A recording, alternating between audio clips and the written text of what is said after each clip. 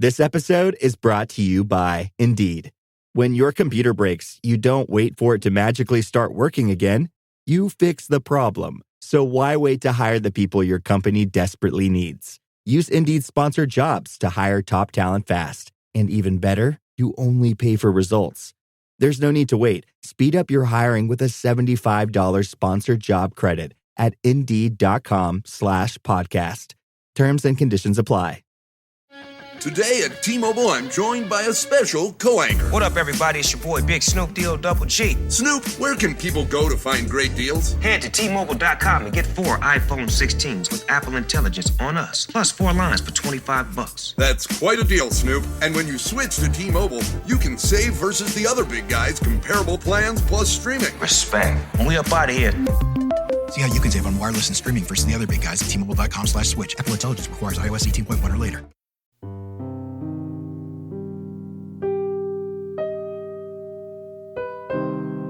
You're listening to The Wrong Station Pledge Drive. The Wrong Station is only possible with supportive listeners like you.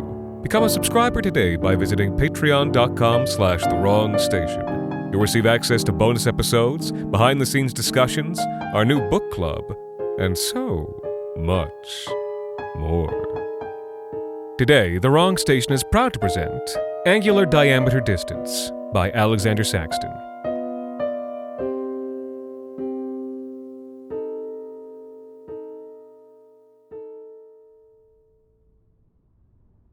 The smartest person I ever met in my life was Mr. N, my high school math teacher. And maybe that feels a little hard to swallow, since most high school math teachers seem to be some sort of divorced schlub. But Mr. N had 2 degrees in optics and was a former chess grandmaster. I think he spoke at least 5 languages, and in his spare time he liked to play dissonant postmodern classical on the violin, piano, and cor anglais. Not all at the same time, of course. He was a smart guy, but he was just a guy. And maybe these bare facts give you a picture in your head of some tall and austere person, a disciplinarian and product of strict discipline himself. But that's not him at all. That's the furthest thing from Mr. N. Mr. N was about 5'4", round and bald on top with a snowy grayish thatch around the edges. He had small, dark, sparkling eyes and was always humming to himself. He rolled through life like a low wave up the beach, completely egoless about his brilliance and achievements. Truly didn't even think about them. He just liked what he liked and spent his time doing what he liked. And for him, that was chess and advanced physics and music written in a 1317 time signature. I'll admit right now that I can't remember his real name, because it was something Tartar that had been Russified to something Russian. And in fact, I only just now realized 20-odd years later that when he told everyone to just call him Mr. N, it was actually a kind of desperately unfunny math joke. But I'm sure he thought it was hilarious. I'm sure it made him chuckle at least 5 times a day. Now I, unlike Mr. N, have always been terrible at math. When I was in kindergarten, they tried to teach us basic arithmetic using these number boards, which were sort of boards with holes for pegs that were green on one side and red on the other. I slowly stole and threw away every one of the class's pegs, just popped them in the garbage. After that, they sent us home with sheets of paper with number boards printed on them. Well, my mom tried to get me to do the homework once. I ripped the sheets up with my teeth and scuttled away under the stairs like an animal. After that, she decided she wouldn't try to force me to do math again. Final example, after my last year with Mr. N, which was grade 11, I had accrued a grand total of 48% in the class. A failing grade. Mr. N called me in, told me he would bump the grade up to a 50, but made me pledge a solemn oath never again to return to the math department. Friend, let me tell you, I would live to honor that pledge. But in the 2 years I'd taken Mr. N's class, I always got the impression that I was one of his favorite students, maybe partly because I was so bad at math. I was a bright kid, I was interesting and interested, but I was just completely cut off from this realm of learning where he'd spent his entire life. It was like I was an alien to him. The closest analogy I can think of is this. Later in life, I worked as a janitor alongside this guy from Brazil who didn't speak a word of English. Mostly just did our work and nodded politely to each other. And then one time, we were stacking chairs, and he found a little stuffed rabbit toy somebody's kid had left behind. He coughed to get my attention. Then, from his back pocket, he pulled out this chamois, and with complete seriousness, did the worst job I've ever seen of trying to make the rabbit disappear.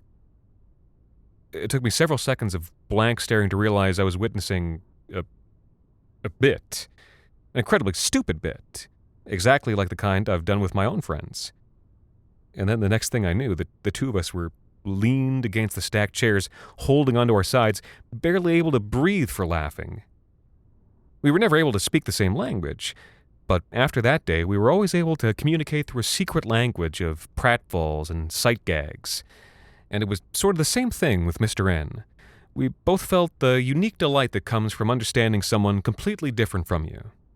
"You are always wrong," he used to tell me after calling on me in class. "But you're always wrong in an interesting way, yes?" And you know what? I took that as a compliment. Now, since Mr. N was a good teacher, he tried his best to make sure his failing students didn't actually fail, and so he always made himself available for an hour at the end of the day for any students who were struggling.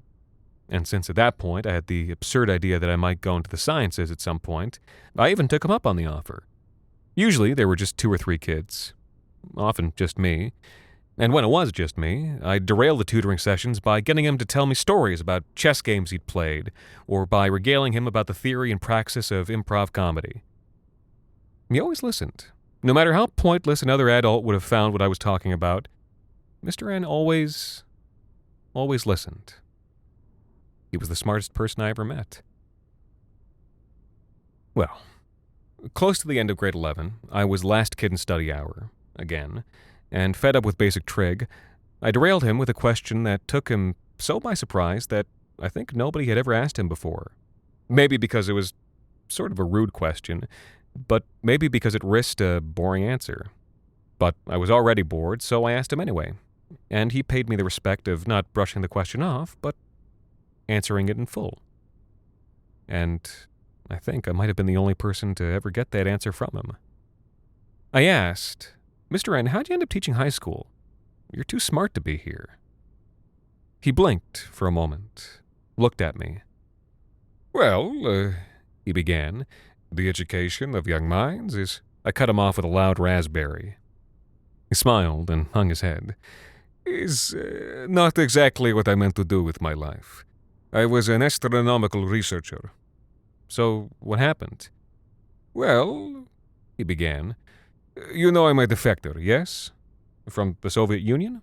"Precisely." "Phew, that dates us both, doesn't it?" "And before I defected, I was working with the Russian Academy of Sciences at their astrophysical observatory in the North Caucasus. Well, the telescope there was the largest in the world at the time, and they say it's never operated up to its full potential, but that is, He waved his hand. "Prevarication. The truth is, when I was there, it worked perfectly, and took images of the depths of space which the Western world would not see until years later." At this moment, he shut his eyes, and I saw him tremble a bit with the memory of Caucasian winds. "I loved it there. For me, that was paradise. Each day we saw deeper into the world, the cosmos, the great order of everything. I was a committed communist at the time, and communism, if you don't know, is deeply concerned with the elegance and truth of the world around us. It is materialist, not in the sense of Madonna, but in the sense that it believes matter is all that is real. In essence, a scientific creed, though the Central Committee was less committed to truth than we were. But I was a true believer then, and I cannot tell you how meaningful it was to perform science in service of a creed that, the way I understood it, valued science most highly of all." He trailed off for a moment, his eyes shut, still seeing bright stars emerge from blue firmaments above the turreted mountaintops. "So what happened?" Mr. N let out a long, slow breath, and his mouth quirked with a little smile of chagrin. He shook his gray-thatched dome. "Well, that..." He took a deep breath and braved the painful memories. "Tell me, are you familiar with the angular diameter distance turnover point?" I shook my head. I've never been shy about admitting what I don't know. Well, after all, that's most things. Well, to keep things simple, you know how the further away something is, the smaller it appears to be? Sure. Well, that is only true up to a point. I frowned. What do you mean? I mean that when you're looking at, say, galaxies, they also look smaller the further away they get. Okay, but only up to a point. After that, they get larger again. What? No, what? Why? I don't like that. It is a very disturbing phenomenon, he admitted. It happens because when an object is far enough away, the light that reaches us was emitted at a time when the universe was much smaller, which means that the object took up a larger amount of space in the night sky. If you looked deep enough into space, something quite small might take up half the night sky. Like when you get a tattoo and then put on a ton of weight. Ha! Well, precisely. He gave me a moment to think this over, to try and digest this huge idea, or this idea that only seemed huge because of its great distance. All right, I said at length. So what does this have to do with why you're teaching math at a shitty public school? Well, he hesitated, looked out the window at the darkening sky outside. I think maybe I should not tell you, that I should not have brought it up. I said nothing. Just waited. He was a good teacher. One thing I knew about good teachers, they believed in the truth. But you have asked me directly, and I think it is wrong, even disrespectful, to dodge a question asked in a sensible and serious frame of mind. Even, here he smiled at me, when the asker does not apply that mind to trigonometry. That was all I said. I wanted to let him speak. He took a deep breath, and then told me. When I looked into that telescope, he said, I looked deeper into space than anyone before me had, deeper than anyone would for many years after. And I saw something out there. Something past the turning point. Something far enough past it that it did take up half the whole night sky. You will never guess what it was.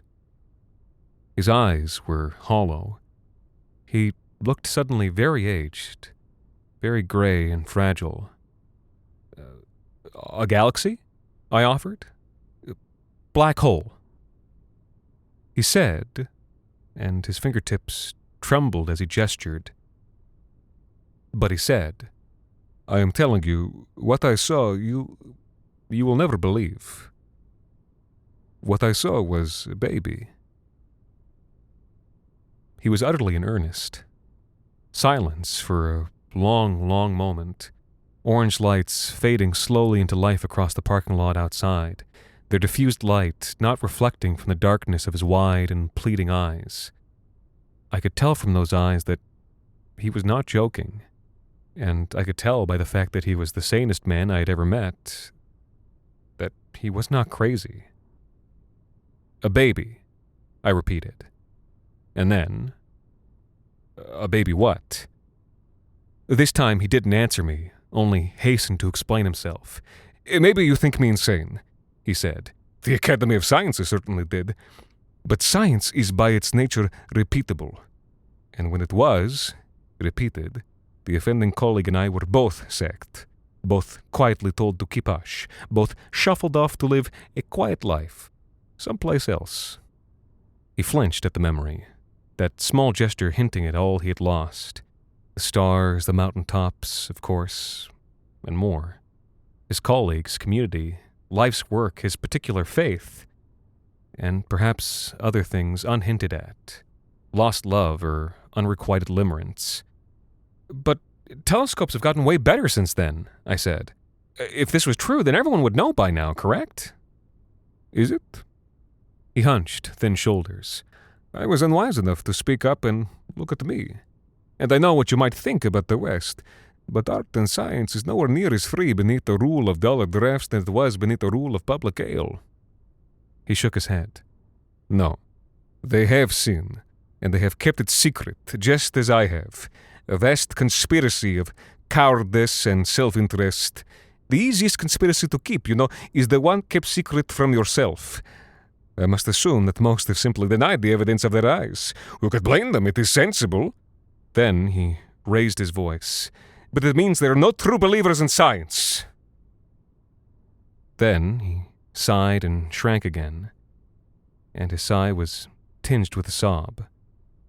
But then, neither am I anymore. How could I be, when what I saw proves the altered cosmos I so believed in to be a lie? He looked out the window. Then, realizing it was dark, eyes flicked to the clock. "It's almost 5, he said, with an attempt at a bracing smile. "Past time we both went home." And that was where he left our conversation, rushing me out of the room and down the hall, hastily leaving me at the south doors outside and struggling, with his head down, across the parking lot toward his old and beat-up little Nissan, leaving me behind to stand and stare up at the velvet blackness overhead, the studs of poignant light. And out behind them, in the darkness, visible if you just had eyes to see, something great and strange and incomprehensible. Likely fully grown by now.